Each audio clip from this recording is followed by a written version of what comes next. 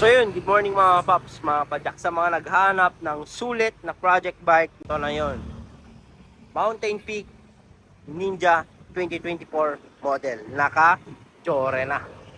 Ayan o, napaka-pogi. Straight Jore itong ginamit natin na upkit niya. Napakaganda pa ng frame na to, itong latest na Ninja. Kasi itong kulay niya matte, tapos sa gitna niya, combination siya ng glossy gray. Pag nasaya, lilim. Pero pag nasinagan ng liwanag, ayan o, ang dami niyang kulay na i-create. Nagiging chameleon siya. Makikita nyo dyan o, napakalupit ng paint job ng Mountain Peak Ninja ngayon. Syempre, naka-tapered pa rin siya. Naka-smooth weld, napakalupit ng pagkagawa dito. Yan, 31.6 seat post. Ang available size natin, 29 by 16, 29 by 17. Hindi nag-release si Mountain Peak ngayon 2024 ng 27.5 na quick release. Ito naman tayo sa headset niya. Ito yung kagandahan pag project bike naka sealed bearing headset na Mountain Peak negative 17 stem. Ito pa yung kagandahan, naka handlebar na rin na Mountain Peak back shift. Yan, ternong terno sa stem natin. Ito naman tayo sa grip natin, nylon na may dalawang alloy lock. Naka MT200 brake set na rin to. Yan, Jore 11 speed M5100. Dito tayo sa fork niya, Mountain Peak Air Fork. Dito tayo sa gulong fast rolling yung kinabit natin, CST All Terrains. Pwede rin to sa mga rough road. Dito naman tayo sa rim niya, Aerowick. Sa hubs niya, sealed bearing. Sa rotor niya, standard rotor. Dito sa port niya, 120 yung travel. Dito tayo sa upuan, Mountain Peak din. Mountain Peak seat post, naka dual lock. Naka alloy pedal na to.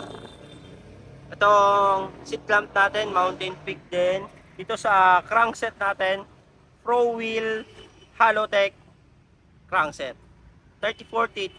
Itong teeth niya, naka narrow wide na alloy. Shimano M5100 chain, original yan. Jore M5100 na RD, syempre may clutch. 1151 na sprocket. Ito yung kagandahan kasi full M5100 na Jore yung kinabit natin sa bike na to. Ayan. Meron din siyang tunog, hindi nga lang maingay. Ayan. Medyo may tunog lang. Ayan. So sa mga magtatanong, magkano nga ba yung naging build cost ng bike na to? Inaabot to ng 28,900. Siyempre, may discount pa yan, may freebies pa. Ibibigay na lang namin to ng 25,500 with full freebies, helmet, taillight, battle cage, water bottle, chain protector, lever boot, at patch kit. Kumbaga, kompleto na, ikaw na lang yung kulang. Kung gusto mong ma-build tong bike na to, pwede mong i-test ride dito sa Pops Bike Shop, 2139 Aurora Boulevard, Santa Cruz, Manila. Thank you. Mga nasa malalayong lugar naman na gusto magpakita ng suportas dito sa Pops Bike Shop at gusto mag-order, ayan, visit lang kayo dito sa mga legit account namin. Dito lang kayo pwedeng makipag-transact para legit at di kayo may scam.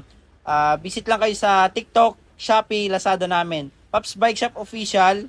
Ayan, ito yung mga legit account namin. Jason Bike Parts, Bikers Need. Thank you mga Pops, mga Padjak. Ayan, dito na kayo makipag-transact at mag-order. Thank you.